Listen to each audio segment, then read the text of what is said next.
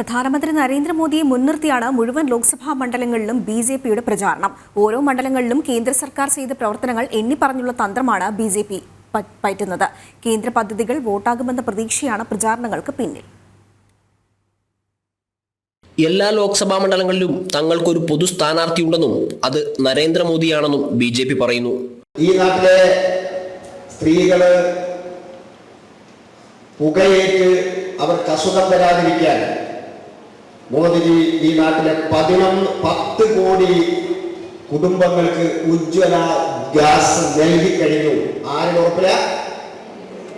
മോദിയുടെ ഉറപ്പിൽ 11 കോടി കുടുംബങ്ങളിലെ സ്ത്രീകൾക്ക് കുടിവെള്ളം എത്തിച്ചു കഴിഞ്ഞു.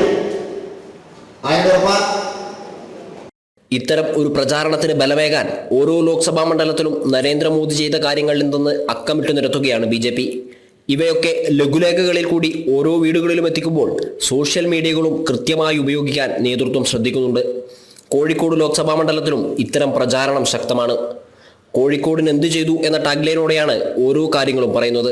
അമൃത് ഭാരത് സ്റ്റേഷൻ പദ്ധതി പ്രകാരം 484 കോടി രൂപ, 2014 മുതൽ 2023 വരെ ഗ്രാം സഡക്ക് യോജന പ്രകാരം 327 കിലോമീറ്റർ റോഡുകൾ, ആവാസ് യോജന പ്രകാരം കഴിഞ്ഞ 9 വർഷത്തിനിടയിൽ 9565 വീടുകൾ, ഉജ്ജൽ യോജന പ്രകാരം 2023 മാത്രം 11,098 കണക്ഷനുകൾ, സ്വച്ഛ് ഭാരത് മിഷൻ വഴി 9 വർഷത്തിനിടയിൽ 5121 ശുചിമുറികൾ തുടങ്ങിയവ മോദി കോഴിക്കോട് നൽകിയതായി പറയുന്നു. ഇതുകൂടാതെ ഗരീബ് കല്യാൺ അന്ന യോജന പദ്ധതിയിൽ 5,48,218 ആയുഷ്മാൻ ഭാരത് യോജനയിൽ 3,45,875 പേരും ഗുണഭോക്താക്കളുണ്ടെന്ന് ബിജെപി അവകാശപ്പെടുന്നു. കേന്ദ്രഭരണത്തിന്റെ ഗുണമെത്താത്ത ഒരു വീട് പോലുമില്ലെന്നും അത് വോട്ടായി മാറുമെന്ന പ്രതീക്ഷയിലുമാണ് ബിജെപി. ജനം, കോഴിക്കോട്.